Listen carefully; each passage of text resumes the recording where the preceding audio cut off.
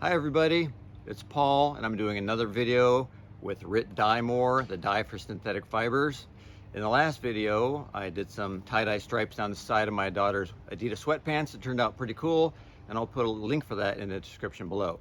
So when I got all done, I had a lot of Rit Dyemore left, and I thought, okay, so what can I do with all that excess? And I thought, ooh, how about some white extension cord? And I thought, nah, bad idea. So I thought, how about a banana? That's a bad idea. So finally, my daughter comes home from the thrift store, and she's got these awesome shoes with these white shoelaces, and we both agreed that would be cool. So in this video, I'll show you how to tie-dye shoelaces. All right, here we go. Okay, step one is to get your shoelaces ready to go. I'll show you how to do this in a second. It's gonna look like this, a long line of the shoelace stuck between cans. And if you notice, if you get the same brand of a particular type, they kind of have this thing where they kind of lock in snug to each other. Just like if I have this brand of cans and I put them in, they get nice and snug. That's probably to help with their shipping. So now let me show you how to get it set up at the end. Okay, I'm going to take the shoelace, put it right inside there, get it kind of close to the edge, kind of lock these cans in, and I'm going to go to the other side. Okay, now I'm down at the other end. I'm going to put the shoelace in the can right there. I get it stuck between and pull it so it's nice and taut and it's flat all the way across. You don't want a bunch of twists. Okay, we're good to go with two shoelaces, nice and flat, not twisted from end to end, ready to do the dyeing. Okay, so now you want to get yourself a nice little cup to pour the dye in, a little brush, any size will kind of do. Let's start with yellow. So of course you want to shake it up.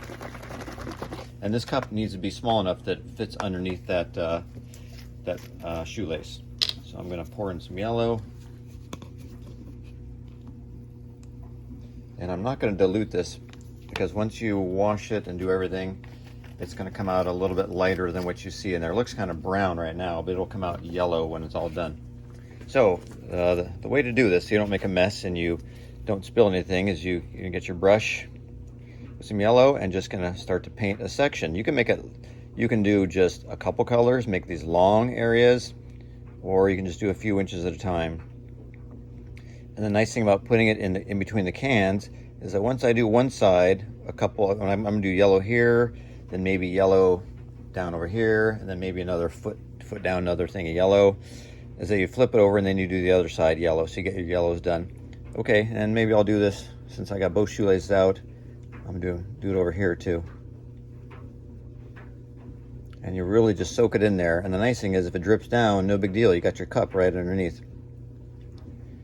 Okay, great, there's our yellows. So I'm just gonna kind of show you a little more and then I'll skip to when I'm much farther down the road. Okay, so you just keep your cup underneath there, otherwise it drips and it makes a mess. Now the next color I'm gonna do, I'm not gonna do it right next to it right away, otherwise it'll bleed right in there and you'll never even know that you have done your yellow, because especially if you put like a blue or something, it'll bleed right into it.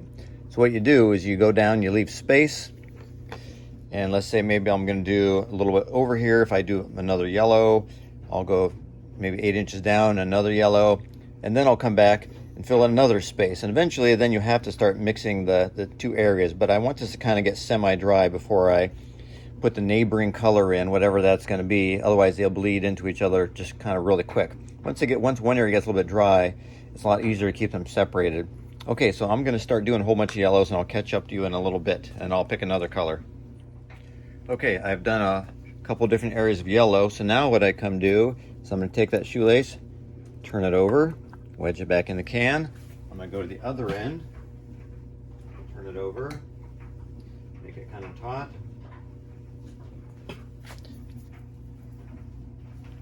And I'm going to kind of touch up. It mostly came through, but I'm just going to kind of make sure there's plenty of yellow on both sides. I'm going to kind of touch this up, put a little yellow here. Even though it looks brown, that's actually yellow. Okay, now I'm going to go to the other sections down the way.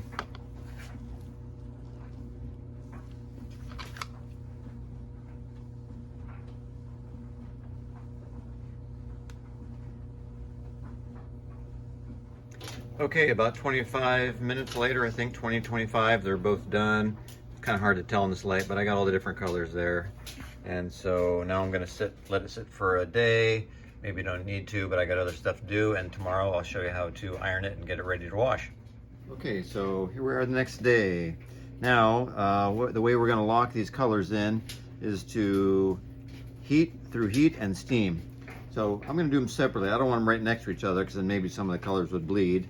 And we don't want to just be steaming it constantly. That's gonna make these colors bleed out into the neighboring areas. So I'm gonna take one at a time. First, just gonna get it hot by not steaming it. Get it nice and flat, go all the way to the end. And now I'm gonna go through and steam it, but not too long, just kind of lightly tap. So we want some of that moisture in there to kind of lock those colors.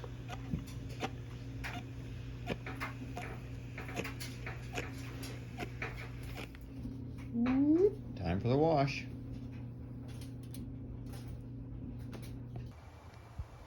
Well guys, they turned out awesome. Okay, let me show you the final product.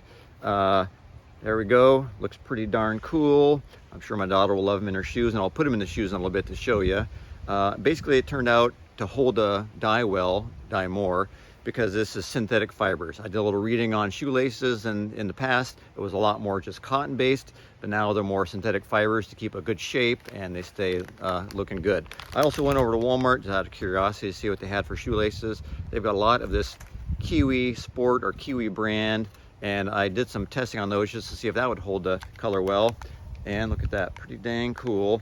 These also hold the color well, and so these ones are made obviously with a lot of synthetic fiber too. I don't know what's in them, but it's synthetic, whatever it is.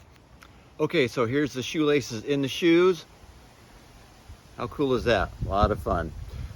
All right, thanks for joining me on this video. If you make some of your own, I'd love it if you send a picture back. I'd love to see what you do. Or if you have suggestions, just put it down in the comment and I'll try to pass it on to other people too. All right, thanks, take care, be well.